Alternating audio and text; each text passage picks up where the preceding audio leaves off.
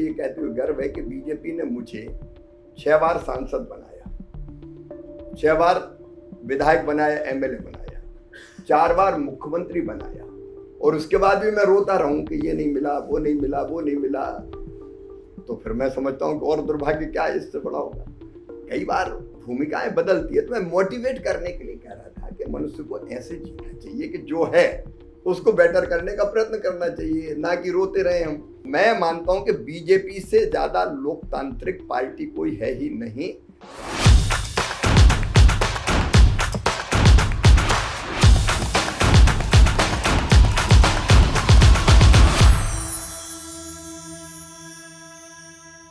Welcome Shri Shivraj Chouhan ji, minister of rural development and minister of agriculture and farmers welfare. To begin with, I would like to give a brief introduction of him. So, Mr. Chauhan currently holds two key portfolios in the central government, rural development and agriculture, as all of you know. And he has been, I think, longest serving Chief Minister of Madhya Pradesh for 17-18 years. And he has served at various levels in the BJP, starting from district level to the national level vice president.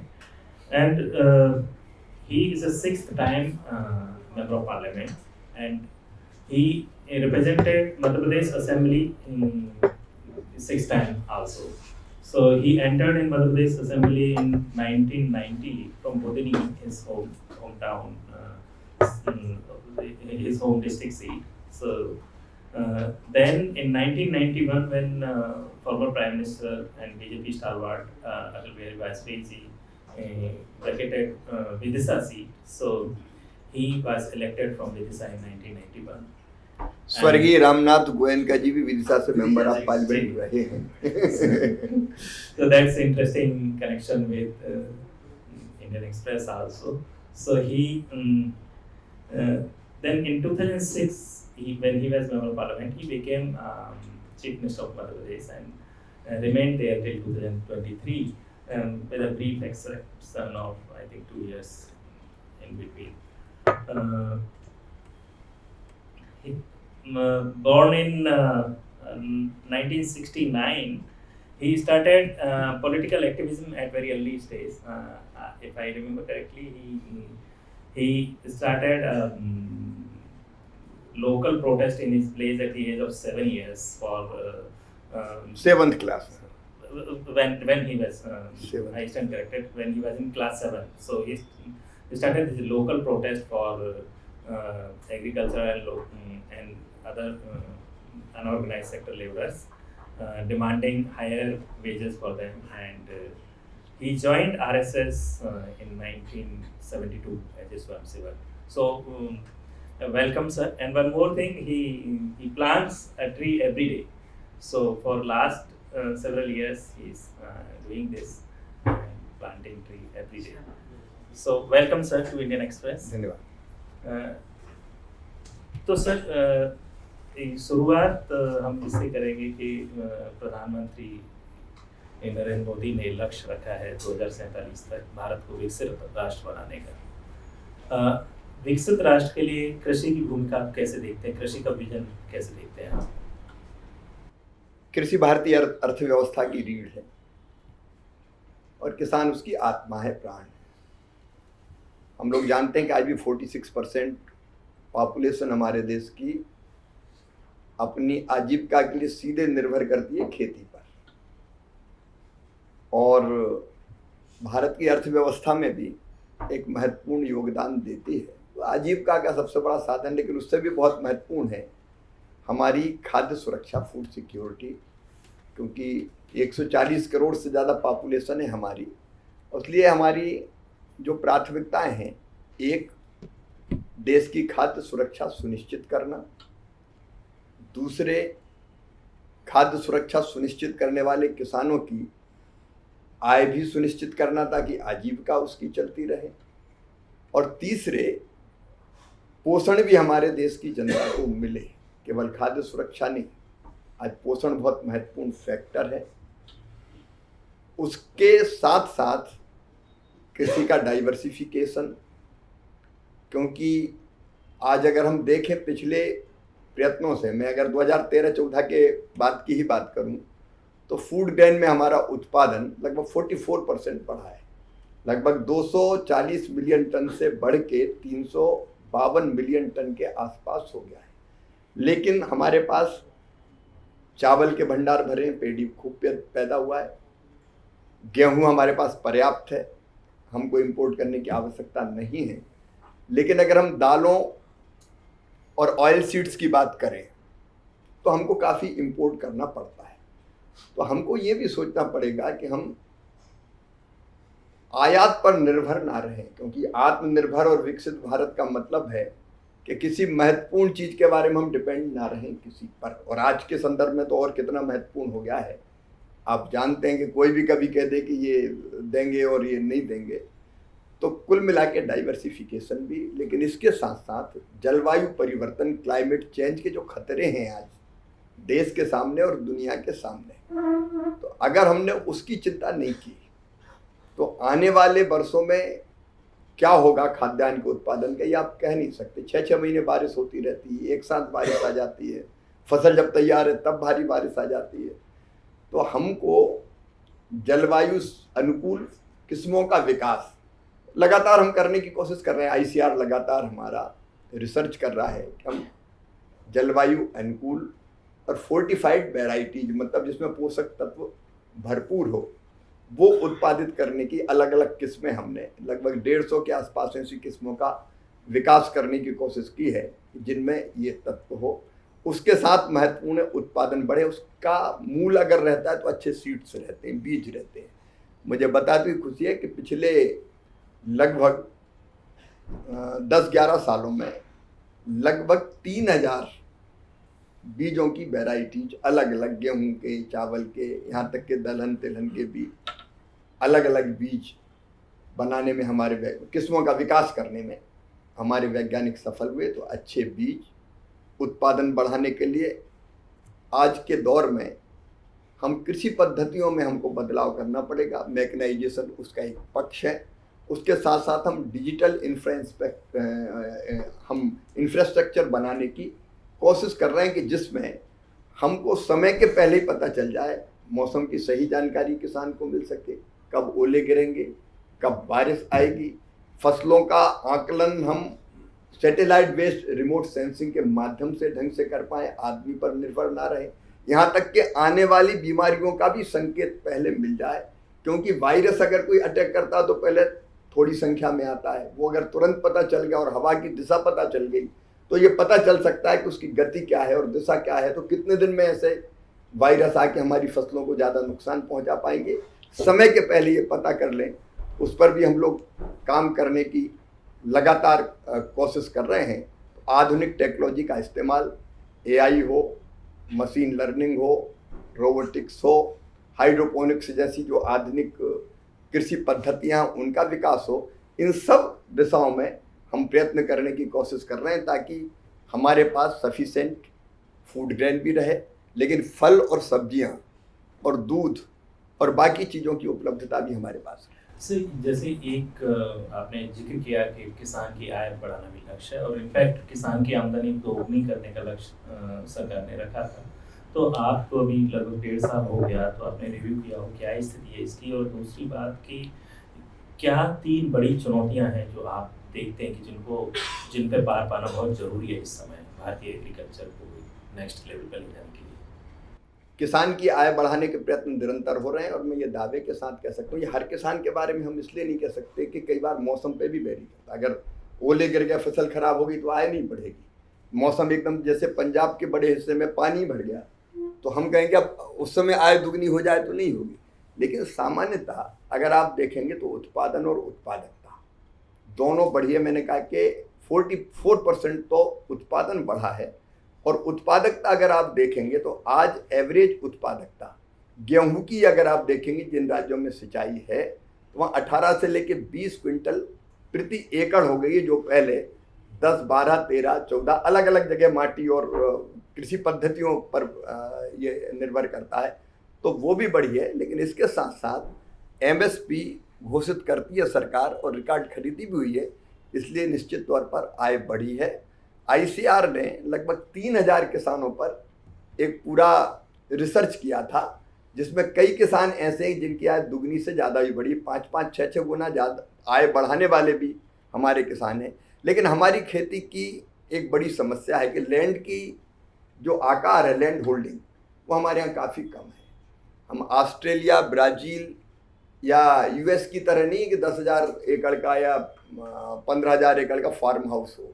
हमारे पास तो 1.5 एकड़, 2 एकड़, 2.5 एकड़, 3 एकड़ ऐसी छोटी छोटी ज़मीन। 86% किसान हमारी बहुत छोटे छोटे ज़मीन के टुकड़े पर खेती करते हैं, तो उनकी अपनी समस्या है। एक बार फसल खराब हो गई तो प्रभावित हो जाता है, फिर अगले 2-3 साल उसकी हालत नहीं सुधरती।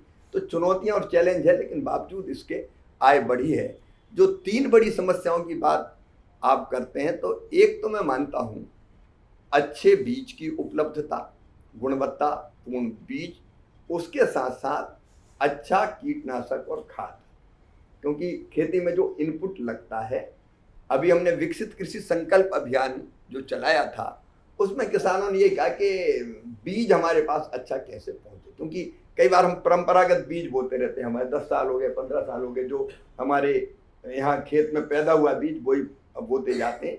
उन बीजों को भी सहेज के रखने की जरूरत है, लेकिन उत्तम बीज, अच्छा खाद और पेस्टिसाइड एक चीज मुझे ये लगती। दूसरे एक बड़ी समस्या है, किसान जहाँ पैदा करता है और जब वो बेचता है तो उसको कीमत कम मिलती है, लेकिन वही चीज़ जब दिल्ली जैसे महानगरों में आती है, मान लीजिए टमाटर है, दिल्ली में अगर 50 रुपया किलो बिकेगा तो किसान को 20 रुपया मिलते हैं। तो जो अंतर है इन दामों में, और बीच में मिडिल मैन काफ़ी है। ये एक चैलेंज मुझको लगता है कि बहुत महत्वपूर्ण है, जिसको हम पूरी तरह से हम कैसे रिजॉल्व करें, उस दिशा में हम कदम उठाने की कोशिश कर रहे हैं। और तीसरा है, रिसर्च तो बहुत होती है। आईसीआर के पास ही हज़ारों वैज्ञानिक हैं हमारे, लेकिन वो रिसर्च लैंड तक रियल टाइम में पहुंचे।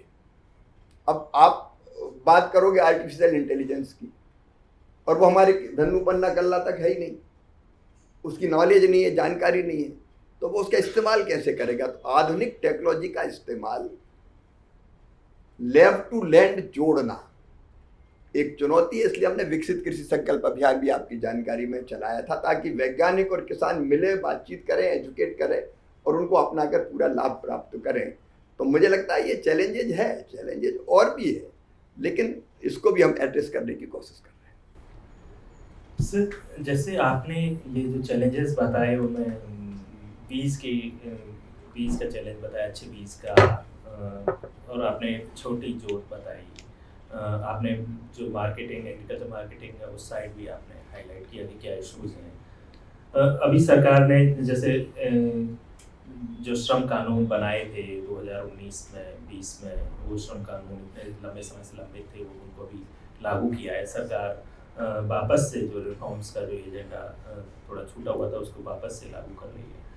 ये जो चुनौतियाँ आपने एग्रीकल्चर की बताई, इन चुनौतियों का एक समाधान निकालने की कोशिश सरकार ने 2020 में की थी, जब 3 कृषि कानून बनाए थे, और उन्होंने भी उन्हीं इश्यूज को एड्रेस किया था जिनके आपने अभी जिक्र किया है।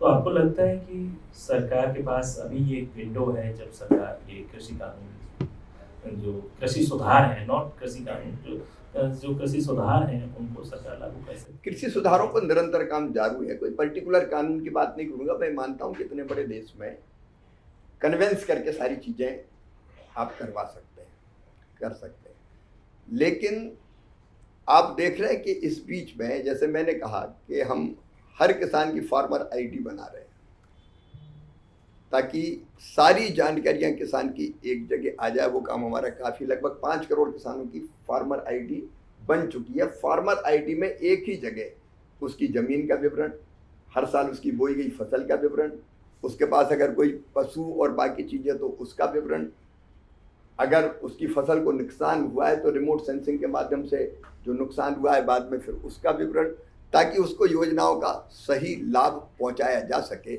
और जैसे मैंने आपको रेट्स के अंतर की बात बताई, तो हमने अभी प्रयोग किया, हमने तय किया कि आलू, प्याज, टमाटर जैसी फसलें जिनके दाम कई बार खेत में कम मिलते हैं, अगर कोई राज्य राज्य की संस्था के माध्यम से दिल्ली, बॉम्बे, कोलकाता वहाँ आके बेचेगा तो किसान इसलिए नहीं ला पाता कि ट्रांसपोर्टेशन का खर्चा काफ़ी होता है, तो अब ट्रांसपोर्टेशन का खर्चा सरकार देगी।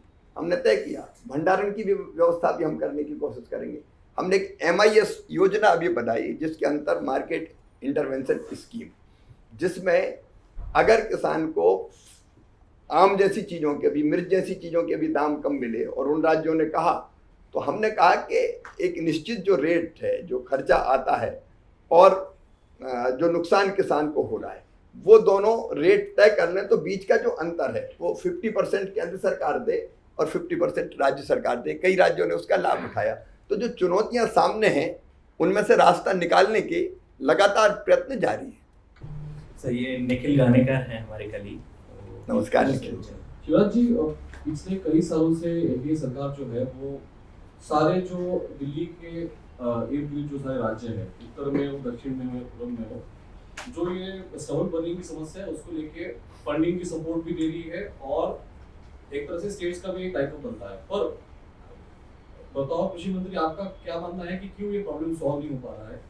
आपके सरकार का मूल मंत्र रहा है कि मिशन मोड पे काम किया जाए, तो क्या स्टबल बर्निंग पे मिशन मोड काम करने की जरूरत नहीं है? अभी ये सारे राज्यों में इतने हाई नंबर पे जो फायर काउंट होता है, और हम अगर इस सीजन की बात हम देखें तो पंजाब और हरियाणा का खत्म होने के बाद एमपी में बहुत ज्यादा है, यूपी में बहुत ज्यादा है, तो इस पे आप क्या कहेंगे?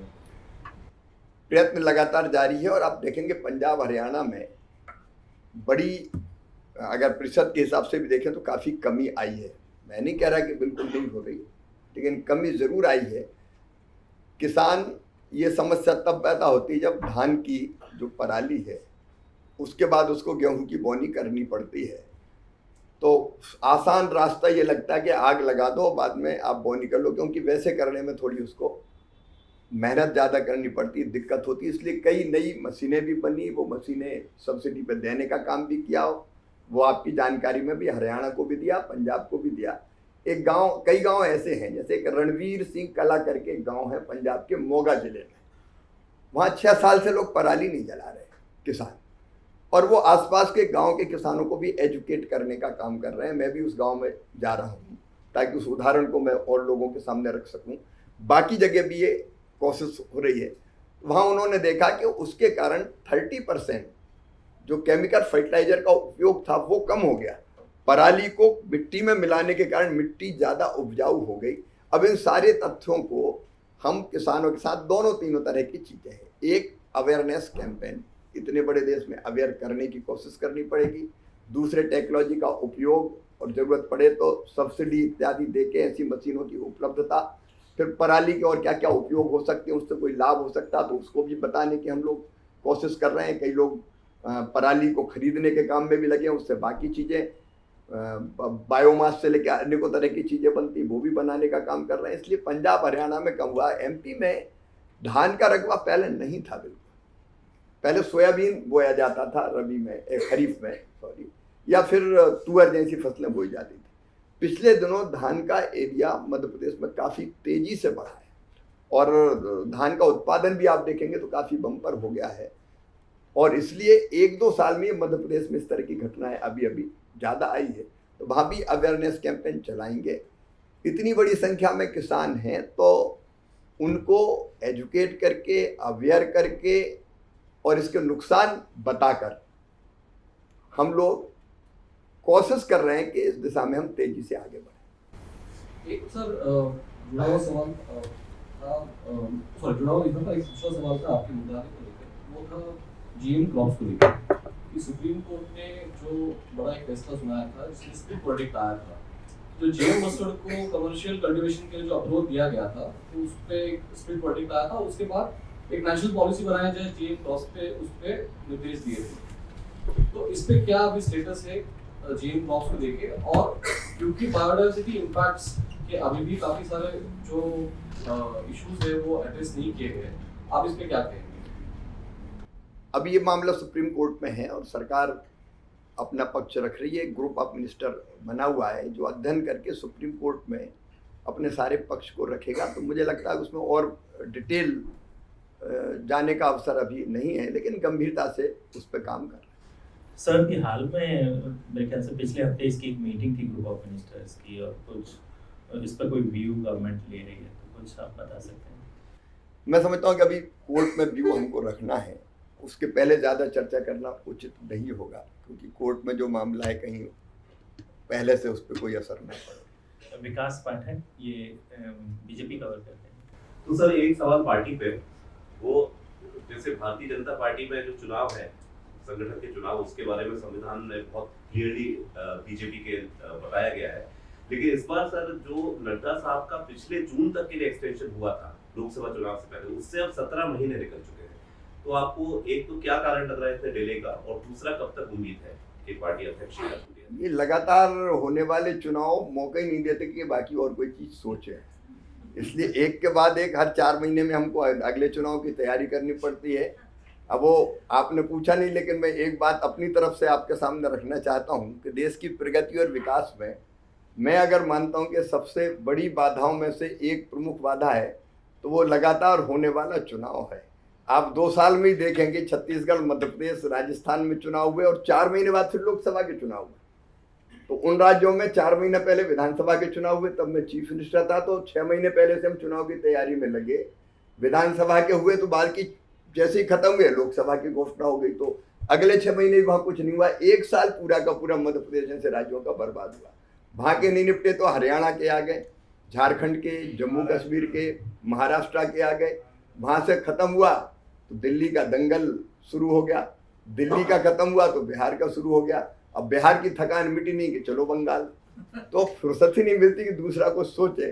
पार्टी निश्चित तौर पर विचार करेगी, लेकिन 1 नेशन 1 इलेक्शन, अब इस पर गंभीरता से विचार करने का समय आ गया है। 5 साल में एक बार लोकसभा और विधानसभा के चुनाव एक साथ अगर हो जाए तो 4.5 साल चैन से देश की सेवा, प्रगति, विकास और जन कल्याण का पूरा मौका मिले।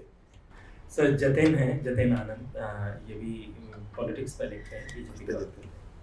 सर अभी पिछले हफ्ते आप भोपाल में थे, वहाँ पे आपने एक मंच से अपने कार्यकाल से जुड़ी एक बात को साझा किया था।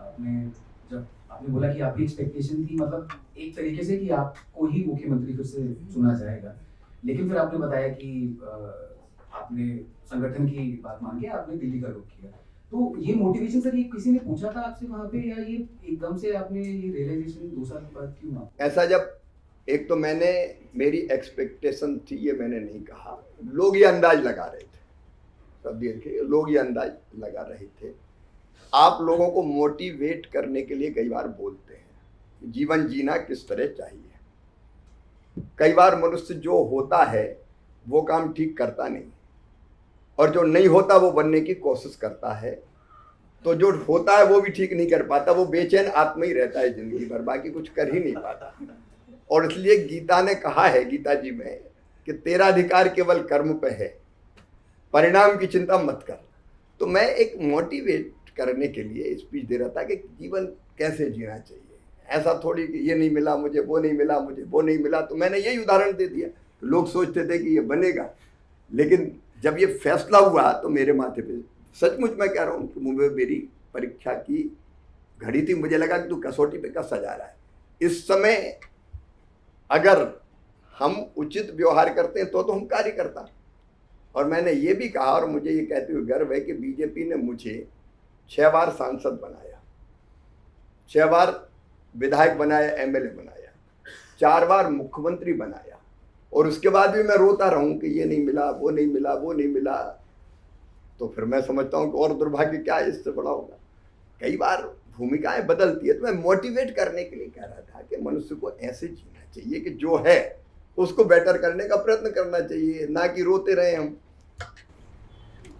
दीप्तिमान तिवारी जी, ये आरएसएस और बीजेपी का ये लिखते हैं जी। सर आपने बात की चुनाव की लगातार चुनाव हो रहे हैं, तो एक और चीज़ हमने जो है पिछले 2 साल में लगातार चुनावों में देखा है कि जो इनकम्बेंट सरकार होती है वो 6 महीने 1 साल पहले जो है एक स्कीम लॉन्च करती है महिलाओं को लुभाने वाली, और उसके बाद लैंडस्लाइड विक्ट्री दर्ज करती है।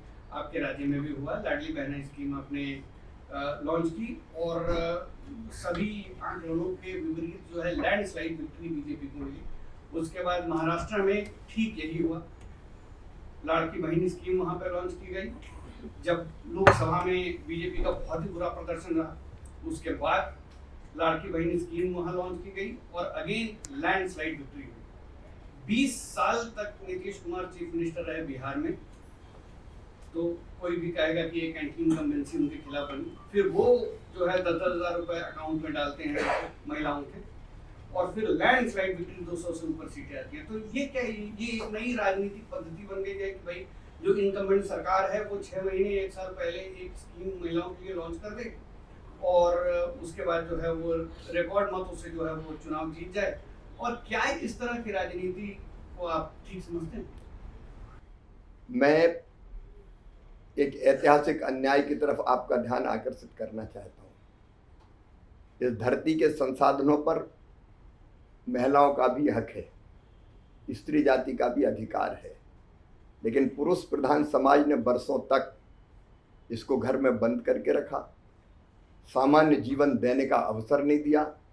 मैं अगर मेरे ही बारे में कहूँ, मेरे काम के बारे में, तो मैंने सबसे पहले बनाई थी मध्य प्रदेश में 2006 में लाडली लक्ष्मी योजना, जिसमें मैंने तय किया था कि ये समाज बेटी को तब तक पैदा नहीं होने देगा जब तक वो बोझ समझेगा। और सेक्स रेशियो कितनी बुरी तरह से बिगड़ा था आपने देखा होगा। मध्य प्रदेश में 1000 बेटों पे 900 के आसपास बेटियां पैदा हो रही थी। तो मेरे दिमाग में बात आई कि बेटी बोझ नहीं वरदान बने, और इसलिए मैंने लाडली लक्ष्मी योजना बना के ये तय किया कि बेटी के पैदा होते ही उसके अकाउंट में हम 30,000 रुपये जमा करेंगे। वो पढ़ाई अगर करेगी, 5th पास करके 6th में जाती तो 2000, 8वीं पास करके 9वीं में जाती तो 4000, 11वीं में 6000, 12वीं में 6000, कॉलेज में जाएगी तो 12,500, उसके बाद बड़ी होगी तो 1 लाख रुपये 21 साल में सीधे मिलेंगे। ये मेरी लाडली लक्ष्मी योजना थी, पहली योजना जो बेटी, और ये इस दर्द से निकली थी कि मैंने बेटा और बेटी में माँ को भी भेद करते हुए देखा कि बेटे की चाह कई बार बेटी को पैदा नहीं होने देती थी। और उसके बाद हमने 50% रिजर्वेशन स्थानीय निकाय के चुनाव में दिया था, प्रचारित नीतीश जी का ज़्यादा हुआ था, पहले मैंने दिया था। बेटियों को साइकिल भी पहले मध्य प्रदेश में हमने देनी शुरू की थी। फिर हमने एक योजना और बनाई कि गरीब मजदूर बहन बेटा बेटी को जन्म दे तो जन्म देने के पहले 4,000 और जन्म देने के बाद 12,000 उसके अकाउंट में डालेंगे, इसलिए कि वो बेटा बेटी को पैदा करने के 2 दिन पहले तक खेतों में मजदूरी करती थी और 8 दिन का भी बच्चा नहीं होता था खेत की मेड़ पर रख के वो मजदूरी करने जाती थी। इसलिए हमने ये योजना बनाई। हमने फिर एक भी योजना बनाई थी कि महिला के नाम पे अगर कोई संपत्ति खरीदेगा, पत्नी, बेटी या बहन के नाम पे, तो रजिस्ट्री शुल्क, स्टाम्प शुल्क कम लगेगा। तो इस चक्कर में कई पतियों ने अपनी पत्नी से कहा कि तेरे नाम पे खरीद लिए, रजिस्ट्री का पैसा बच जाएगा। आप इस मानसिकता को समझिए कि 1000-2000 रुपए के लिए भी हमारी गरीब और लोअर मिडिल क्लास की बहनें तरसती थी। अगर पति से भी पैसे मांगती थी तो पति भी कई बार देने से इनकार कर देता था, जब देखो मांगती रहती। माई के जाना हो, भाई के बेटा बेटी दौड़ें कि बुआ जी कुछ लाई है क्या, तो ले जाने के पैसे नहीं होते थे। उस परिस्थिति को देख कर मैंने लाडली बहना योजना मध्य प्रदेश में बनाई थी कि अगर हर बहन का अपना अकाउंट होगा और उस अकाउंट में उसकी एक निश्चित धनराशि आएगी तो उसका आत्मसम्मान बढ़ेगा, उसका स्वाभिमान बढ़ेगा। छोटी छोटी चीज़ के लिए किसी से, यहाँ तक कि अपने पति के सामने भी हाथ फैलाने की जरूरत उसको नहीं पड़ेगी। इसके पीछे की ये भूमिका थी और इसलिए योजना बनाई। और मैं उसका, जब मैंने बहनों से पूछा कि इस योजना का असर क्या पड़ा तुम्हारी जिंदगी में, तो उनके शब्द थे, भाव थे। शब्द अलग अलग हो सकते हैं। सबसे पहली चीज तो घर में हमारी इज्जत बढ़ गई है। अब पति प्रेम से बोलते हैं और सास भी कहते हैं रोटी में घी लगा ले तू भी, पैसा तो आ रहे हैं। नहीं तो पहले सीधे मुंह बात नहीं करते थे। कई बार आत्मसम्मान हमारा बढ़ा है, आत्मविश्वास बढ़ा, और उस पैसे का उपयोग कई बहनों ने अपना काम धंधा शुरू करने में कर दी। कोई ने सिलाई मशीन खरीद ली, सब्जी की दुकान पर बैठ गई कहीं। तो आप इस मानसिकता को समझिए, इसको फ्रीवी बिल्कुल मत मानिए। औरतों को दबा के रखा गया, उनके अधिकार उनको नहीं दिए गए। और जब उनको मिला कि एक चीज मेरे अकाउंट में आएगी जिस पे मेरा हक होगा और मैं जब चाहूंगी खर्च कर सकूंगी, तो उसका आत्मसम्मान बढ़ा। तो सीधे सीधे उसने उस पार्टी को वोट दिया जिसने उसका आत्मसम्मान बढ़ाया। उसकी मतलब एक सुनिश्चित की आए कि मैं अब जब जरूरत समझूंगी ये पैसा निकालूंगी और खर्च करूंगी। इस मानसिकता को समझने की कोशिश करनी चाहिए। और मध्य प्रदेश जैसे राज्य में जहाँ 4 लाख करोड़ का बजट है, अगर 16,000 करोड़ रुपए हमने आधी आबादी को दे दिए, ये फ्रीवी नहीं है, आधी आबादी को पूरा न्याय है। ये मेरा मानना है। और इस न्याय के कारण ही जो लैंडस्लाइड विक्ट्री बहनों ने दी है और इसके कारण राजनीति की दिशा तय हो गई, ये मान लेना। अब इस ताकत को महिलाओं की कोई पार्टी अनदेखा नहीं कर सकती। मेरा सवाल ये था सर कि मतलब चुनाव की ये बात बहुत अच्छी है, महिलाओं के लिए व्यवस्था करना एक बहुत अच्छी बात है और सरकार की जिम्मेदारी भी है, लेकिन ये जिम्मेदारी चुनाव के 6 महीना पहले ही हर सरकार को याद आ रही है। ये मैं अब समझ रही हूँ। मैंने तो 2006 से लेके अंत तक का आपको बताया, लेकिन सर, और ये- एक बार जब शुरू हो गई तो अब ये कोई बंद थोड़ी कर पाएगा। सर जैसे बंद भले ही ना करें, लेकिन जैसे एक चीज़ जो देख रहे हैं कि आपके राज्य से शुरुआत हुई, फिर महाराष्ट्र, बिहार अभी और दूसरे स्टेट्स में भी, और कई राज्यों में तो नाम भी सिमिलर, जैसे आपने लाडली बहन तो कहीं लड़की बहन, इस तरह से नाम भी सिमिलर रखे। लेकिन अब आपने कहा बंद नहीं कर रहे हैं, लेकिन नाम बदलने की जो कोशिश हो रही है आपके राज्य में, जैसे इस योजना का नाम बदल करके सुना जा रहा है कि उसका नाम सुभद्रा योजना किया जा रहा है। अभी तक तो नाम नहीं बदला है, लेकिन सामान्यतः मेरा मानना है कि कोई योजना अगर चल रही है तो नाम बदलने की जरूरत नहीं है, नई योजनाएं लाई जा सकती है। लेकिन फिर भी सरकार के मुखिया का या कैबिनेट का अलग कोई दृष्टि भी हो सकती है जो मैं नहीं देख पा रहा हूँ या कोई और नहीं देख पा रहा हो, तो वो वैसा भी सोच सकते हैं, क्योंकि लोकतंत्रीय अधिकार देता है। लिज मैथ्यू पॉलिटिकल सर नमस्ते। लेते हैं और बीजेपी और जी नमस्ते। सर एक सीधा सवाल है, मेरे पास 2 सवाल है। एक तो सीधा सवाल, अभी विकास ने पूछा है आपसे कि पार्टी का जो अध्यक्ष का इतना विलंब क्यों हो रहा है। हमने बहुत सुना है पार्टी के नेताओं से, एक नाम हमने बहुत ज़्यादा सुना है आपकी नाम। तो मेरा सवाल सीधा ये है कि आपसे इसके ऊपर कुछ पार्टी का या संघ का कोई नेता ने डिस्कशन हुआ था कि आप पार्टी का अध्यक्ष बनने के लिए इसकी बात किया है? इस विषय में कभी किसी ने मुझे कोई बात नहीं की, ये मैं बस सुनता रहता हूँ। एक बात। दूसरी बात ये जो मैंने पहले कहा था, मैं फिर दोहरा रहा हूँ कि मैं ऐसा कार्य करता हूँ कि जो काम सामने हैं उसको पूरी मेहनत और ईमानदारी से करते चलो, क्योंकि देश के लिए या जनता के लिए अपना ये योगदान जो काम आज अपने पास है, अगर इसको बेहतर करते हैं तो इससे बड़ा योगदान कोई हो नहीं सकता। तो मैं कभी इस बारे में सोचते नहीं हूँ। चिड़िया की आँख की तरह मुझे सीधा ये दिखाई देता है कि मैं किसानों के लिए बेहतर क्या कर सकूँ, ग्रामीण विकास के लिए क्या बेहतर कर सकूँ, दीदियों को कैसे लखपति दीदी बना पाऊँ, वो डिपार्टमेंट भी मेरे पास है। तो मैं इसी काम के बारे में सोचता रहता हूँ। दूसरा सवाल, सर आपने बोला है आप पहले इधर एमपी थे, आप जब नवंबर 2005 में जब मुख्यमंत्री बना था तब आप एमपी थे, मैं आपसे मिलते थे पार्लियामेंट की कॉरिडोर पे। तो आप तब तो वाजपेयी जी ने आपको भेजा था, अभी तो बीजेपी एक नया रूप में है। अभी आप हमें ये बताइए आपको क्या फर्क दिख रहे हैं कि जो पुराना जो बीजेपी था, वाजपेयी जी और अडवाणी जी के नेतृत्व में जो बीजेपी था, और ये अभी जो नया बीजेपी है, आप दोनों के साथ बहुत ज्यादा काम किया है, आपको इस पे क्या फर्क कुछ दिख रहा है? बीजेपी नई पुरानी नहीं है, बीजेपी है। अटल जी, अडवाणी जी के नेतृत्व में भी काम करने का सौभाग्य मिला। तब जो बीजेपी और देश के लिए आवश्यक था वो अटल जी ने, अडवाणी जी ने किया, और आज मोदी जी के नेतृत्व में काम करने का सौभाग्य मिला है। तो आज मैं ये मान रहा हूँ कि जितने मोर्चों पर प्रधानमंत्री श्रीमान नरेंद्र मोदी जी काम कर रहे हैं, ये मैं बाय हार्ट कह रहा हूँ कि एक व्यक्ति अलग अलग इतने विषयों के बारे में सोच के फैसला करता है और देश को आगे बढ़ाते हैं, ये सामान्य घटना नहीं है, ये असामान्य व्यक्तित्व है। और नरेंद्र मोदी जी एक तरह से भारत के लिए वरदान जैसे हैं। आप किसी भी मोर्चे पर देख लीजिए, मैं अगर विश्लेषण करूंगा तो समय बहुत लगेगा। उनके नेतृत्व में एक वैभवशाली, गौरवशाली, संपन्न, समृद्ध और विकसित और आत्मनिर्भर भारत के निर्माण के लिए जो काम चल रहा है वो अद्भुत है सचमुच में। तो इस समय जो जरूरी है देश के लिए, देश की जनता के लिए, वो मोदी जी के नेतृत्व में हो रहा है।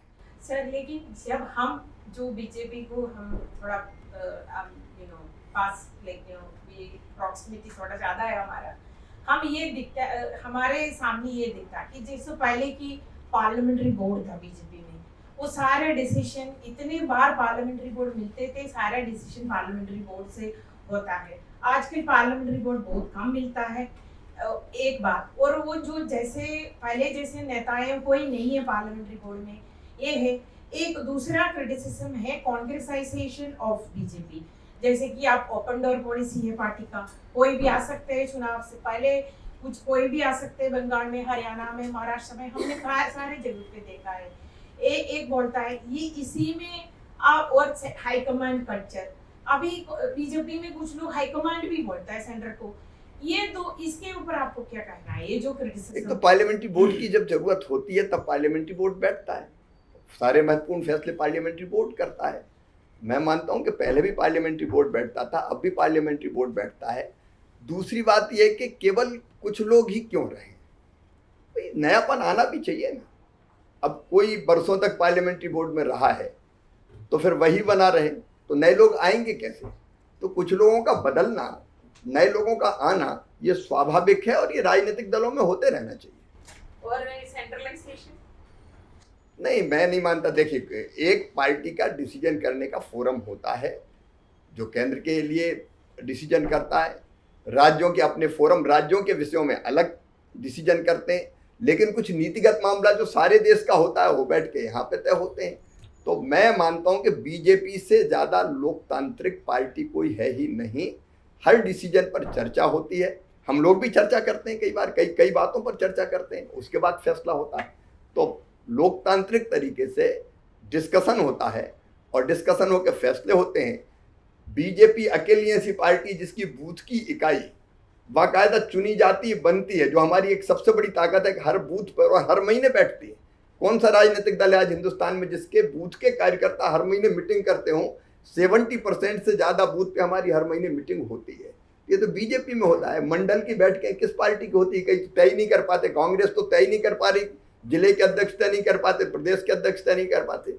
हमारे मंडलों की बैठक होती है, हमारे जिलों की मीटिंग होती है, उनमें कार्यक्रम तय होते हैं, उनको नीचे इंप्लीमेंट करने का काम होता है। और प्रदेश के और देश के तो कार्यक्रम आप देखते हैं कि कई बार लोग आश्चर्यचकित रह जाते हैं कि बीजेपी के लोग काम ही करते रहते हैं क्या? एक कार्यक्रम के बाद दूसरा, दूसरे के बाद तीसरा, तीसरे के बाद चौथा, पूरी पार्टी गतिमान। हरीश दामोदरन जी हैं, एग्रीकल्चर एडिटर हैं।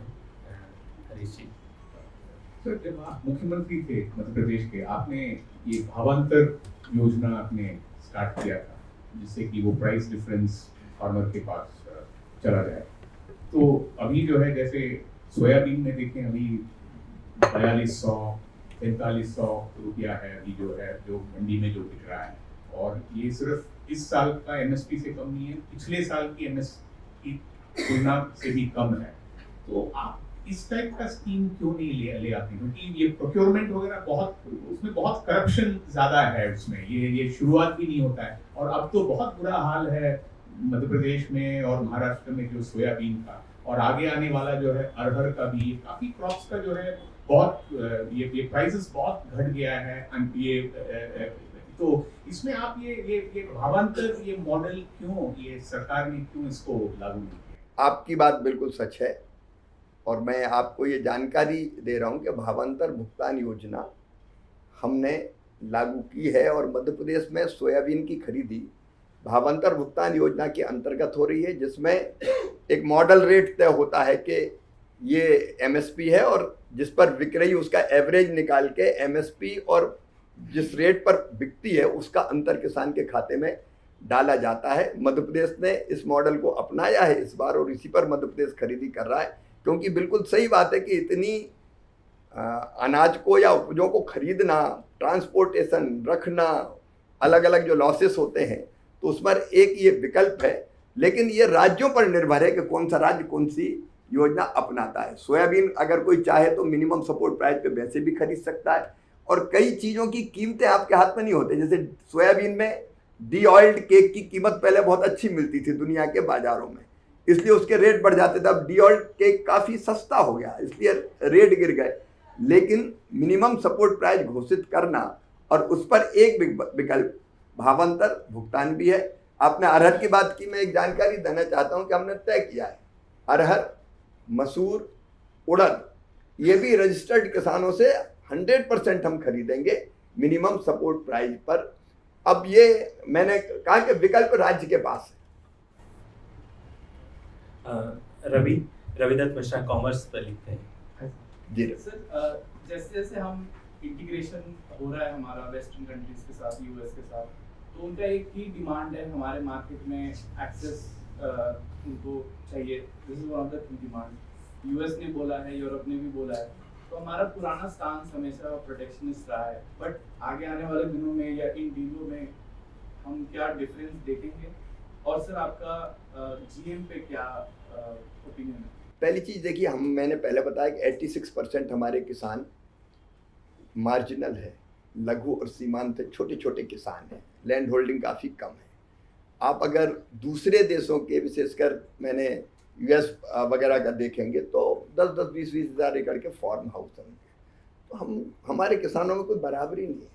तो हमको अपने किसानों के हितों का संरक्षण करना पड़ेगा, और इसलिए मैं प्रधानमंत्री जी को कृषि मंत्री के रूप में भी बहुत हृदय से धन्यवाद देता हूँ। उन्होंने जो 2 चीज़ें कही, राष्ट्रहित सर्वोपरि और दूसरे किसान हितों के साथ हम कोई समझौता नहीं करेंगे, क्योंकि अपने किसान को प्रोटेक्ट करना ये हमारी ड्यूटी है। और इसलिए कोई भी ऐसा समझौता जो भारत के किसानों के हितों के खिलाफ जाता हो वो नहीं होगा। ये पूरी तरह से स्पष्ट हम लोगों ने कर दिया है। जीएम के बारे में एक मामला भी माननीय सर्वोच्च न्यायालय में है। बाकी जीएम के बारे में जब आम राय बनेगी, क्योंकि हमारा इतना बड़ा देश है, उसमें आम राय बनाकर ही फैसले उचित है। नमस्ते सर, मेरा नाम विनीत भल्ला है। मैं एक्सप्रेस में लीगल ब्यूरो में हूँ। हमारे समक्ष आने के लिए बहुत बहुत शुक्रिया सर। सर मेरे 2 सवाल हैं जी। पहला सवाल तो सर कि हमारे संवैधानिक ढांचे में कृषि जो है वो स्टेट लिस्ट में आता है, तो राज्यों का उस पर क्षेत्राधिकार होता है। तो आपके मंत्रालय का सर इसमें की क्या भूमिका रहती है, क्योंकि हमारे देश में इतना विशाल हमारा देश है और अलग अलग राज्यों में अलग अलग तरीके से खेती होती है, तो आपका मंत्रालय फिर कैसे सबके साथ मतलब किस तरीके से काम करता है? ये पहला सवाल है। पहले का जवाब मैं पहले दे दूं। ये बात सच है, खेती राज्यों का विषय है, और मैं यहाँ बैठ के कुछ भी कह दूं, लेकिन जब तक राज्य इम्प्लीमेंट नहीं करेंगे तब तक परिणाम नहीं आएगा। कोई अलग से ज़मीन तो केंद्र के पास है नहीं, ज़मीन तो खेती तो किसी न किसी राज्य में ही होना है, और इसलिए मुख्य भूमिका का निर्वाह राज्य करता है, केंद्र सहयोग करता है।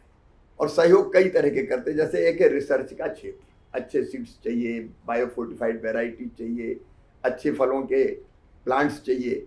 तो हमारे पास वैज्ञानिक ICR जैसे संस्थान है, 113 संस्थान अलग अलग काम कर रहे हैं जो रिसर्च करते हैं, और रिसर्च करके फिर राज्यों को भी इनपुट देते हैं, सुझाते हैं कि ये करना चाहिए, एग्रो क्लाइमेटिक कंडीशंस ये है, सीड्स ये हैं, ये डालना चाहिए। तो एक तो हम उसमें करते हैं। दूसरे, हम व्यापक पैमाने पर कुछ योजनाएं बनाते हैं, उनमें भी हमने परिवर्तन किया है। जैसे पहले अलग अलग 18 योजनाएं अलग अलग हमारी बनी हुई थी, हमने उनको 2 हिस्सों में कर दिया, और एक अम्ब्रेला 2 बना दी हमने, एक RKVY की और एक कृषि उन्नति योजना की, कि इतनी सारी योजनाएं अलग अलग। अब हम उसमें और ये सोच रहे हैं कि हम किसी राज्य पे दिल्ली से योजना क्यों ला दें। नॉर्थ ईस्ट की जो डिमांड या परिस्थितियां बिल्कुल अलग है, साउथ की बिल्कुल अलग है, हमारे पश्चिम में चले जाएं तो बिल्कुल अलग है, मध्य भारत की बिल्कुल अलग है। और इसलिए हम लोगों ने फिर ये प्रावधान किया कि फ्लेक्सी फंड भी कुछ रखो, कि राज्य की ज़रूरत के मुताबिक वो जो मांगे उसको उतना ज़्यादा दे पाएँ। अभी 5th 5 ईयर प्लान्स के लिए भी हम कुछ और संशोधन इसमें सोच रहे हैं, ताकि राज्यों की मर्जी पर और ज़रूरत के हिसाब से हम उनको मदद कर सकें। एक तो ये, दूसरे, हर राज्य का एक कृषि रोड मैप हम बना रहे हैं राज्य के साथ मिलकर, क्योंकि हमारे पास जो टीम है उस टीम के साथ, जिसमें बड़ी संख्या में वैज्ञानिक भी है और बाकी भी संस्थाएं हैं, तो राज्यों के साथ मिलकर विकसित कृषि संकल्प अभियान के बाद हमने तय किया कि एक नोडल अफसर हर राज्य का तय किया ICR से, और वो राज्य के साथ पहले प्राथमिक आधार पर कुछ वर्कआउट करेगा, और फिर राज्य की कार्यशाला करके राज्य के साथ मिलकर उनका कृषि का रोड मैप हम बनाएंगे। और रोड मैप में ये सारा होगा, फूड ग्रेन कौन सा, फल कौन सी, सब्जियां कौन सी, जितनी भी चीज़ें, सिंचाई और बाकी चीज़ों के बारे में बात करके हम राज्य को पूरा सहयोग करने का प्रयास करेंगे। दूसरा, हम एग्रो क्लाइमेटिक कंडीशंस के हिसाब से पूरे देश को कुछ रीजन में बांटने की हम कोशिश कर रहे हैं। अभी मेरा काम वो चल रहा है कि हम कुछ रीजन 5-6 रीजन बना लें, क्योंकि नॉर्थ ईस्ट है तो 6-7 राज्य अगर एक साथ सोचें तो उनके लिए मैं समझता हूँ कि लगभग एक जैसी परिस्थितियाँ हैं। तो रीजन वाइज सोच के फिर वो हम सुझाव सलाह वो हम राज्यों को देने की हम लोग कोशिश करेंगे। और एक हम खरीफ और रबी दोनों के लिए प्लान करते हैं पूरे देश के लिए। तो पहले हमारे वैज्ञानिक और अधिकारी राज्यों के साथ व्यापक पैमाने पर बैठते हैं। फिर पहले केवल एक दिन बैठक होती थी, रबी कॉन्फ्रेंस और खरीफ की कॉन्फ्रेंस। उसमें अपना अफसर कुछ बता देते थे, मंत्री भाषण दे के चले जाते थे। हमने तय किया कि 2 दिन होगी, पहले राज्य में, इसके बाद 2 दिन यहाँ। तो पहले अधिकारी अपने स्तर पर डिस्कस करेंगे, फिर सारे कृषि मंत्रियों को बुला के हम डिस्कस करने का काम करके और फिर उसको फाइनल करने की कोशिश करते हैं कि रबी के लिए इस राज्य में ये करना चाहिए, खरीफ के लिए ये करना चाहिए। तो ऐसे कई तरह के काम हम करने की कोशिश कर रहे हैं। जैसे एक हम मॉडल बना रहे हैं इंटीग्रेटेड फार्मिंग का। मैंने कहा कि लैंड के छोटे छोटे आकार है, तो 1.5 और 2 एकड़ जमीन में अगर हम ये चाहें कि उसका पूरा परिवार आराम से अपनी आजीविका चलाते हैं तो कई बार कठिन होता है, और इसलिए खेती के साथ कुछ चीज़ जोड़नी पड़ेगी। पशुपालन, मधुमक्खी पालन, बकरी पालन, मुर्गी पालन, मछली पालन, कृषि वानिकी। तो एक इंटीग्रेटेड फार्मिंग का हम मॉडल बना रहे हैं, और वो मॉडल हम राज्य के साथ शेयर कर रहे हैं कि ये मॉडल हमने बनाया। इसमें अगर एक किसान छोटा है, 2 एकड़ जमीन है, तो ये चीज़ें कर सकता है। और उसके जैसे एक आप देखेंगे तो ICR में ही हमने एक मॉडल फॉर्म बनाया है। ऐसे कई जगह हम बनाने की कोशिश कर रहे हैं। फिर हम कई क्लस्टर बनाए, जैसे क्लस्टर बनाने की कोशिश कर रहे हैं। जैसे हमारे 100 जिले अभी हमने छांटे जहाँ कृषि उत्पादन एवरेज से नीचे है। आप देखेंगे भारत में भी एक जैसा कृषि उत्पादन नहीं है। पंजाब में, हरियाणा में, पश्चिम उत्तर प्रदेश में, मध्य प्रदेश में अगर गेहूं और धान बम्पर क्रॉप आती है, लेकिन उधर आप चले जाए उड़ीसा में, बंगाल में, तो आप बिहार में आपको मक्के में बिहार बहुत अच्छा काम कर रहा है, तो कहीं उत्पादन आपको कम मिलेगा। तो ऐसे हर राज्य के, एक राज्य के नहीं, हमने 100 जिले छांटे और 100 जिले में जिनमें उत्पादन कम है उनमें हमने कहा कि हम पूरी ताकत लगा के इनको नेशनल एवरेज के ऊपर लाएंगे। उसलिए 11 विभाग की 36 स्कीमें वहाँ लागू करके हम उनका उत्पादन बढ़ाने की कोशिश कर रहे हैं। तो ऐसे अनेकों प्रयास करने की हम कोशिश कर रहे हैं जिसमें राज्यों को सहयोग कर सके। फिर भी अंततः तो राज्यों के परफॉर्मेंस ही महत्वपूर्ण है, क्योंकि जमीन पर उनको काम करना है।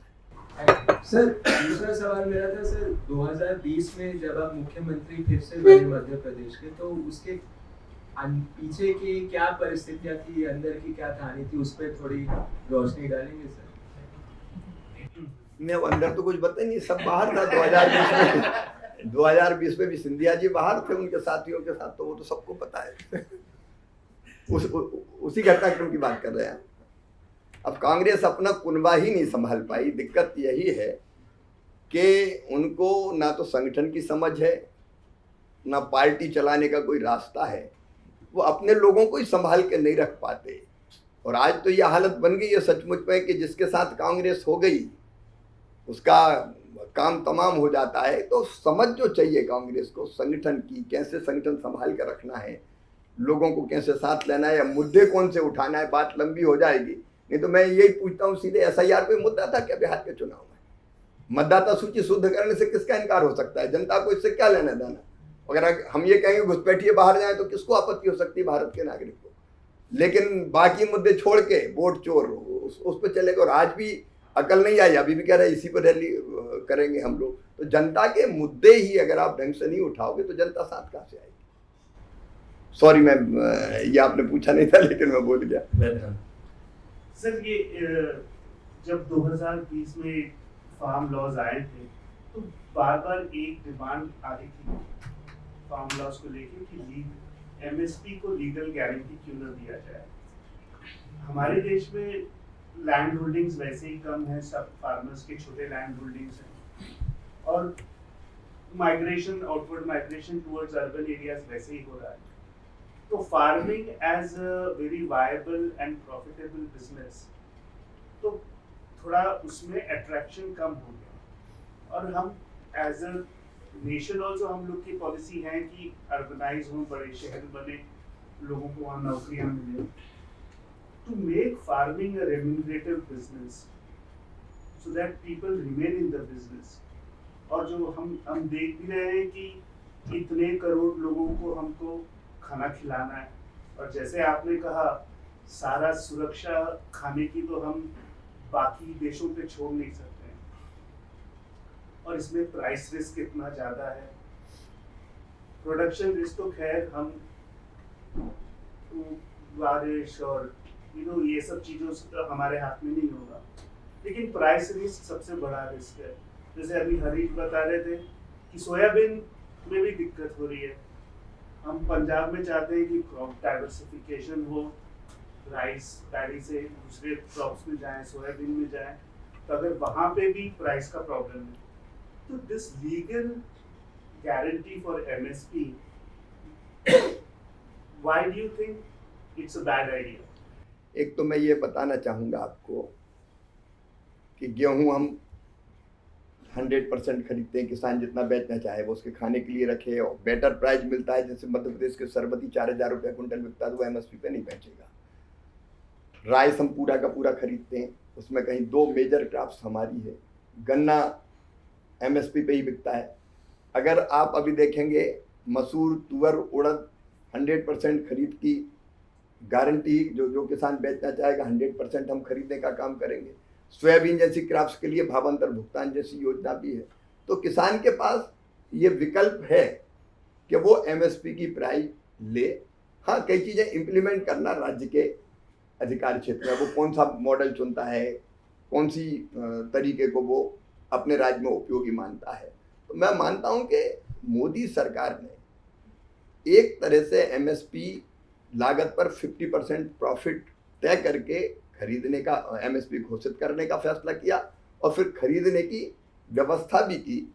इसलिए मुझे लगता है कि हम बेटर प्राइस देने के लिए हर संभव कोशिश कर रहे हैं। उत्पादन की लागत कम हो, इसके लिए किसान सम्मान निधि जैसी चीज़ें, किसान क्रेडिट KCC पर 10 लाख करोड़ रुपए से ज़्यादा का लोन अभी किसान को मिल रहा है। आप फर्टिलाइजर सब्सिडी देखें तो 2 लाख करोड़ के ऊपर निकल गई है लगभग। तो ये सारे उपाय किसान को ठीक दाम देने के लिए और आय बनी रहे इसके लिए किए जाए। अनिल शशि जी, बिजनेस एडिटर। सर, ये फर्टिलाइजर सब्सिडी जारी बोले तो सब्सिडी अभी कंपनीज को जाता है DBT और आधार के थ्रू, क्या वो डायरेक्टली फार्मर्स को देने का कोई वो प्रोविजन आप लोग एक्सप्लोर कर रहे हैं? ये विचार का एक मुद्दा है। अभी जो मैंने कहा कि हम फार्मर ID किसानों की बना रहे हैं, इसके पहले तो किसानों के मतलब नक्शे, बाकी चीज़ें, भू स्वामित्व के जो अधिकार थे वो ही पूरी तरह से कई जगह क्लियर नहीं थे, कई तरह की दिक्कतें थी, तो कैसे खाते में जाएगी ये समस्या थी। लेकिन अब DBT के माध्यम से प्रधानमंत्री किसान सम्मान निधि जैसी कई राशि किसानों के खाते में जा रही है। फार्मर ID बनने के बाद और चीज़ें हम लोग खेती को जितनी भी जानकारियाँ एक क्लिक में एक किसान की हमको प्राप्त हो जाएगी। लेकिन इतने बड़े देश में चर्चा करना और आम राय बनाना आवश्यक है। अलग अलग व्यूज है लोगों के, लेकिन एक विचार का मुद्दा ये जरूर है। सर, वो जैसे हरी ने पहले पूछा कि वो लेबर रिफॉर्म से ऑलमोस्ट 6 साल से बात चल रही थी, अभी फाइनली उसको नोटिफाई करने का वो प्रोसेस चालू हो गया। तो फार्म लॉस को किसी तरह से दोबारा कंसिडर करने का, या पिछली बार ये था कि शायद कंसेंसस नहीं बना पाए थे, इस वजह से वो प्रॉब्लम हो गया, तो वो उस पे कुछ काम है? नहीं, मैंने बताया कि कंसेंसस से ही चीज़ें इतने बड़े देश में हो सकती है, लेकिन राज्य अपने अपने हैं, उनको जो ठीक लगता है वो राज्य फैसले करते हैं, कर रहे हैं।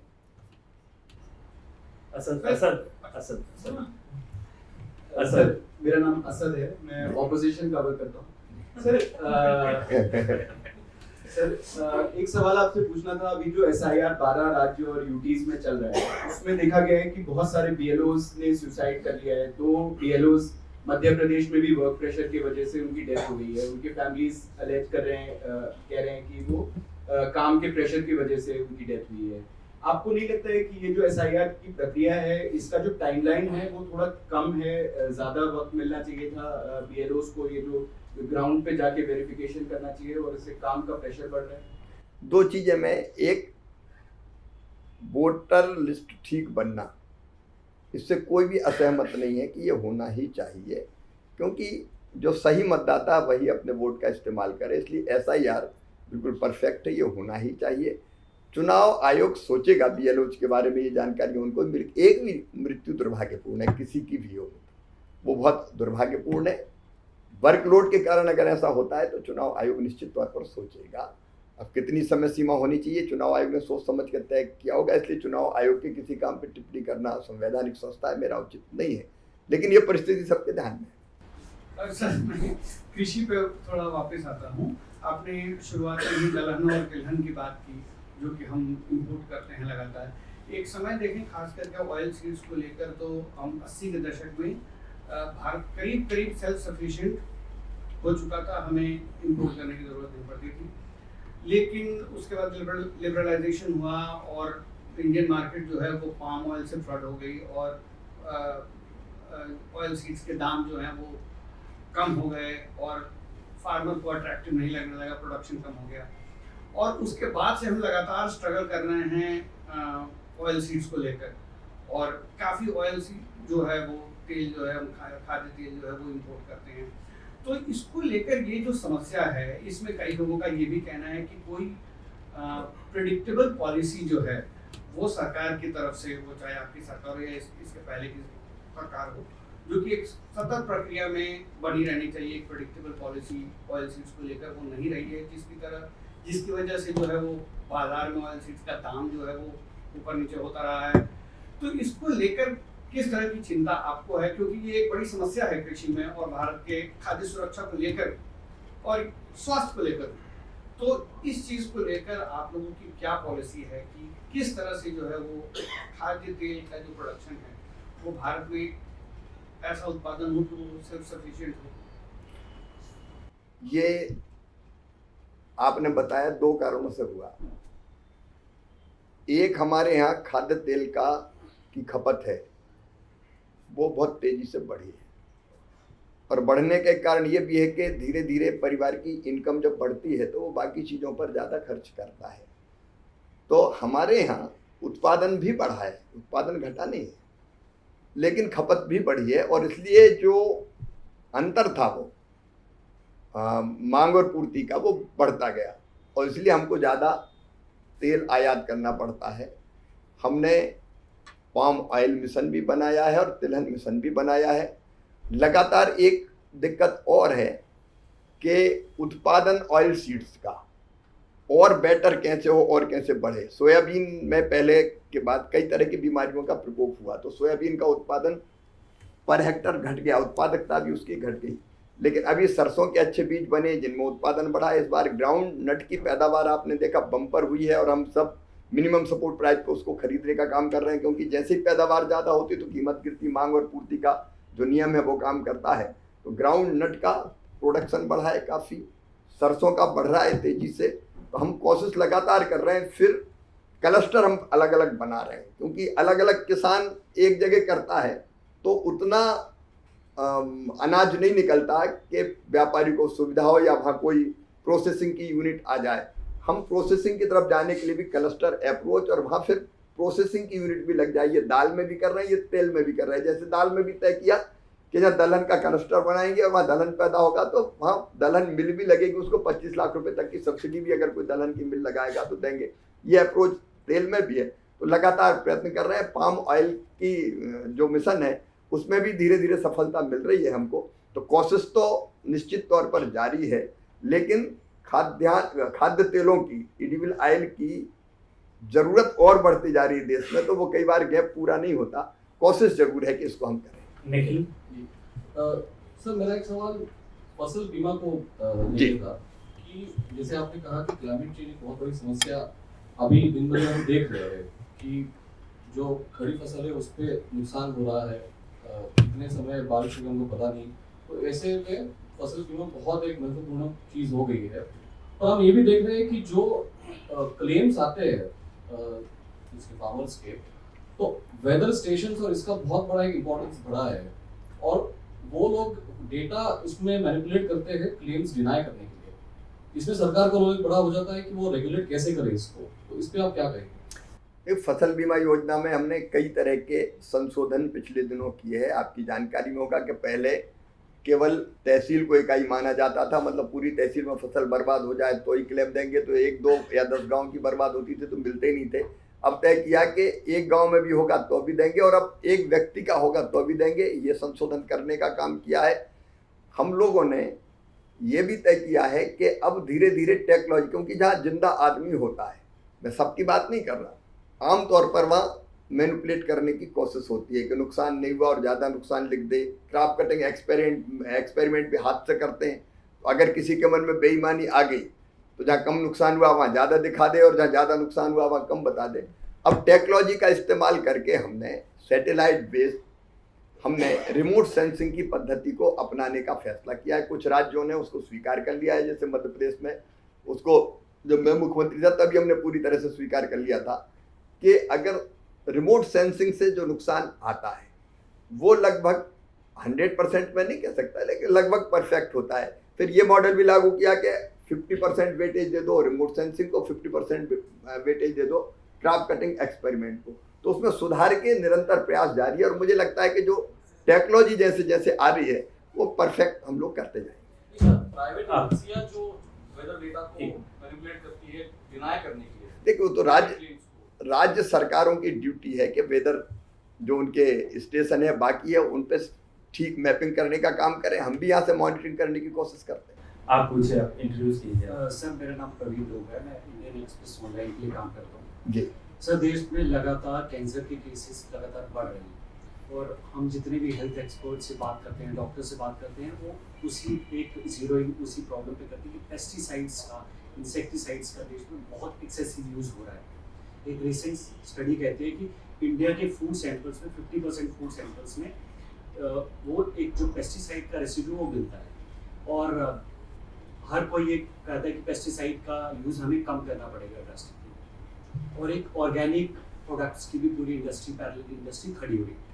आप एज एन एग्रीकल्चर मिनिस्टर, आपका जो मंत्रालय इस चीज़ को कैसे एड्रेस कर रहा है, तो गाइडलाइंस इशू करने से आगे जाकर ग्राउंड पर उसको कैसे इंश्योर कर रहा है कि कम से कम पेस्टिसाइड्स यूज हो?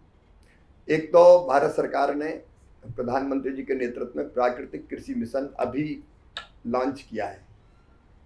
उसमें हम लोगों ने ये कोशिश की है, आप जो कह रहे हैं बिल्कुल सच है कि केमिकल फर्टिलाइजर का अनियंत्रित और अत्यधिक उपयोग सॉइल के हेल्थ को भी खराब कर रहा है और मनुष्य के शरीर पर भी बुरा प्रभाव डाल रहा है और कई तरह की बीमारियां भी उसके कारण पैदा होती है। तो हमने 1 करोड़ किसानों को इस साल सेंसिटाइज करने की कोशिश की और ये तय किया कि लगभग 18 लाख किसान प्राकृतिक खेती में इस बार जुड़े। देखिए, अपने इतने बड़े देश में एक साथ कोई चीज़ नहीं होगी और हम वैसा भी प्रयोग नहीं कर सकते कि श्रीलंका में एक बार किया जैविक खेती का तो प्रोडक्शन एकदम गिर गया और देश संकट में आ गया। हमको संतुलन बनाते हुए चलना पड़ेगा, खाद्य सुरक्षा देखते सुनिश्चित करते हुए।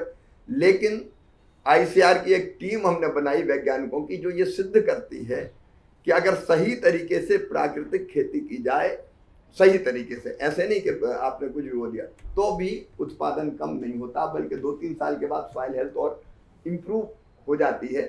तो प्राकृतिक खेती के मिशन में इस बार मुझे बताते हुए खुशी है कि 14 लाख किसान अभी तक जुड़ चुके हैं। हमने इस बार टारगेट 18 लाख का बनाया था, 14 लाख जुड़े हैं जिन्होंने अपने खेत में, और खेत भी हमने पूरा नहीं कहा, आपके पास अगर 5 एकड़ जमीन है तो आप 1 एकड़ या 2 एकड़ में प्राकृतिक खेती करो। प्राकृतिक खेती का मतलब है केमिकल फर्टिलाइजर रहित, उसमें बिल्कुल उपयोग ही नहीं करते। और जो प्राकृतिक चीजें होती है जैसे गाय का गोबर, गौमूत्र या कीटनाशक का उपयोग करना है तो नीमास्त्र करके एक होता है जो नीम के पत्तों से और दही से, छाछ से, उससे बनाया जाता है। इस तरह की चीज़ों का उपयोग करें। तो इस दिशा में कदम आगे बढ़ाए हैं। जैविक खेती भी देश के कई हिस्सों में, जैसे सिक्किम अगर आप देखेंगे वहाँ जैविक खेती व्यापक पैमाने पर होती है। पहाड़ी राज्यों में व्यापक पैमाने पर जैविक खेती उत्तराखंड और हिमाचल में भी हो रही है। यहाँ तक कि मध्य प्रदेश के मंडला डिंडोरी को भी देखेंगे तो वहाँ जैविक खेती पर जोर है। तो धीरे धीरे इस दिशा में हम लोग अब आगे बढ़ रहे हैं। अभी मैं कृषि के लिए भी एक चिंतन शिविर कर रहा हूँ जिसमें देश के कई विद्वानों को हम बुलाने वाले हैं जो विशेषज्ञ कृषि के और किसान भी है। उनके साथ मिलकर भी जिन विषयों पे हम चर्चा कर रहे हैं उसमें से एक प्राकृतिक खेती होगी। ये चिंता का बहुत बड़ा विषय है क्योंकि मनुष्य का स्वास्थ्य और आने वाली पीढ़ियों की धरती को सुरक्षित रखना ये भी चुनौती है। और नहीं तो धरती थक रही है, मिट्टी थक रही है।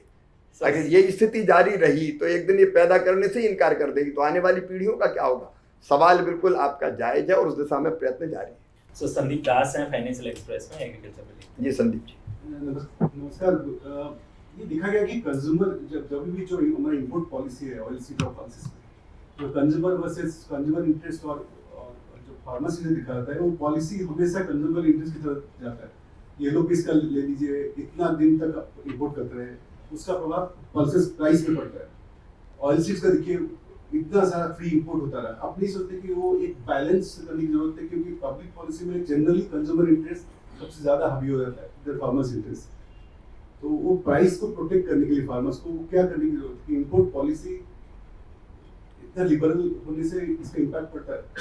एक तो मैं मीडिया के मित्रों से भी ये आग्रह करना चाहूँगा कि देश के बड़े शहरों में जैसे ही प्याज के दाम थोड़े बढ़े तो प्याज ने रुलाया, टमाटर लाल हो गया। अरे वो लाल होता है 1 आध महीने के लिए, बाकी टाइम वो सस्ता बिकता है। तो मैं समझता हूँ कि जो हल्ला मचता है, ऐसा लगता है कि बस अब सब कुछ गड़बड़ हो रहा है। हमको किसान के हितों की चिंता भी करनी चाहिए। देखिए, एक साइकिल रहती है किसी फसल की, टमाटर जैसी फसल की, प्याज की और आलू की नहीं कर रहा। वो तो एक बार निकल गया तो निकल गया। आपको 3 महीने की अगर उसकी पूरी साइकिल है तो 1 आध महीने बहुत कम कीमत मिलती है, 2 रुपया मिल गया, 3 रुपये फेंकना पड़ता है, और कई बार फिर वो थोड़ी कीमत ज़्यादा भी मिल जाती है। तो एक देश को भी ये सोचने की ज़रूरत है कि किसान को अगर ठीक दाम मिल रहे हैं तो उसमें ज़्यादा तकलीफ ना हो। भारत सरकार की जो पॉलिसी है वो संतुलन स्थापित करने की है। एक तरफ हमारी चिंता ये भी रहती है कि दाल, तेल और बाकी चीज़ें ये इतनी महंगी ना हो जाए कि आम उपभोक्ता की पहुंच से बाहर निकल जाए। जब लगता है कि उत्पादन कम हुआ और कीमत तेज़ी से बढ़ेगी तो इंपोर्ट करते हैं, और इंपोर्ट करने में जब चीज़ ज़्यादा आ जाती तो उसकी कीमत गिरती है। अभी आपने देखा होगा कि हमने किसानों के हित में LOP पर 30% इम्पोर्ट ड्यूटी लगाई है। चने पे, मसूर पे 10% इम्पोर्ट ड्यूटी लगाने का काम किया है। पहले चावल का एक्सपोर्ट इसलिए बंद था कि हमें चावल की ज़रूरत ज़्यादा थी, और उस पर एक्सपोर्ट जो बैन था वो हमने खोला है। प्याज पर एक्सपोर्ट ड्यूटी ख़त्म करके प्याज के निर्यात को सुगम करने का काम किया है। तो समय समय पर इनकी समीक्षा होती है और कोशिश ये रहती है कि किसान के हित भी सुरक्षित रहे और उपभोक्ता के हित भी सुरक्षित रहे। जल्दी से मुख्यमंत्री जी को फिर ट्रेन पकड़ना है, तो धीरज है, रोड ट्रांसपोर्ट धीरज अब तक धीरज रखे हुए थे। ये रुकवा सकते हैं। ये रेलवे ही कवर सर, अभी आपने बोला कि बीजेपी कैसे बहुत ज्यादा इलेक्शन में मेहनत करती है, हम लोग को काफी दिखता भी है। अभी बिहार का चुनाव खत्म हुआ, उसी रात याद है सुबह ही बंगाल के लिए तैयारी शुरू हो गई। लेकिन सर, नेता मेरे ख्याल से चुनाव लड़ने से भी बहुत कुछ हुआ करते थे। जैसे नेहरू जी खुद एक क्लासिकल राइटर थे, अटल जी बहुत अच्छा कविता लिखते थे। आपको लगता है कि आज के जो नेता हैं वो एक सही एग्जांपल सेट कर रहे हैं? जो जनरेशन आ रही है इलेक्शन मशीन बनने के अलावा, जो नेता है वो एक अच्छा एग्जांपल सेट कर पा रहे हैं सोसाइटी? नहीं, मैं एक तो ये कहूँ कि बीजेपी ऐसी पार्टी है जिसके पास समर्पित कार्यकर्ताओं की फौज है, और इसलिए कहीं भी चुनाव अलग अलग हो तो हमें फ़ायदा है, पूरी फौज वहाँ भेज दो। दूसरे पार्टियों में वो दम नहीं है। लेकिन बावजूद इसके हम ही कह रहे हैं कि संविधान में संशोधन हो के 5 साल में एक ही बार चुनाव होना चाहिए, ताकि बाकी चीज़ों की तरफ भी ध्यान दे सकें। ये ज़रूरी है। वैसे मोदी जी भी बहुत अच्छे राइटर हैं, कभी भी। आप ये जो बार बार कह रहे हैं कि समय मिल नहीं पा रहा है, सर ऑन थ्योरी या ऑन पेपर सरकार अपनी गवर्नेंस कर सकती है, साइमल्टेनियस इलेक्शन से कोई फर्क नहीं पड़ता है। ये पार्टी है जो चुनाव की तैयारी करती है। तो ये जो एक मत आप कह रहे हैं कि इसके कारण हम गवर्नेंस नहीं कर पा रहे, ये तो एक तरह से क्रिटिसिज्म है। प्लस एक फॉर्मर सीसी ने ये भी कहा है कि ये ऐसे कौन से डिसीजन है या ऐसा कौन सा गवर्नेंस है जो सिर्फ आपके 5 साल के कार्यकाल के लास्ट के 3 महीने में ही हो सकता है, जो आपके पास 4 साल 7 महीने 8 महीने हैं उसमें नहीं हो सकता। सरकारें तो पूरे 5 साल ही डिसीजन लेती है। हर कैबिनेट की बैठक होती है, उसमें कोई ना कोई डिसीजन होता है। ये नहीं होता कि आखिरी 3 महीने में। दूसरी, मैं केवल इस नुकसान को बता रहा हूँ, केवल राजनेता नहीं। एक जगह इलेक्शन होते हैं तो ऑब्जर्वर दूसरे राज्य से जाते हैं, और वो ऑब्जर्वर जाते हैं बिहार के लिए, बिहार के बाहर से ऑब्जर्वर गए तो उनका काम जो भी डिपार्टमेंट वो संभालते हैं उतने दिन तक उनका वो काम बंद रहा, वो नहीं कर पाए। फिर मॉडल कोड ऑफ कंडक्ट के कारण कई दिनों तक ना तो आप नए काम कर सकते, ना नई चीज कर सकते, यहाँ तक कि जनता के रोजमर्रा के काम भी प्रभावित हो जाते हैं। तो ऐसी कई तरह की चीजें अगर आप देखेंगे तो मैं इस पे आपके साथ बिल्कुल डिस्कस कर सकता हूँ कितने नुकसान हैं इससे। मैं ये मानता हूँ कि सृजनात्मक क्षमता जितनी है वो लगातार होने वाले चुनाव में राजनेताओं की भी और हमारे अफसरों की भी बहुत व्यर्थ होती है। पैसा भी खर्च होता है चुनाव में ही, बार बार एक साथ चुनाव हो जाए तो अलग अलग मशीन रखना, ले जाना, चुनाव में ड्यूटी लगाना, वो सारी चीज़ें खत्म हो सकती है। फिर पर्यावरण भी बिगड़ता है। सवेरे सवेरे भाइयों और बहनों सूरज की पहली किरण के साथ फलानी बटन दबाइए और जितनी भी घटिया गाड़ियां हैं वो सब चुनाव में खप जाती, धुआं निकालने वाली।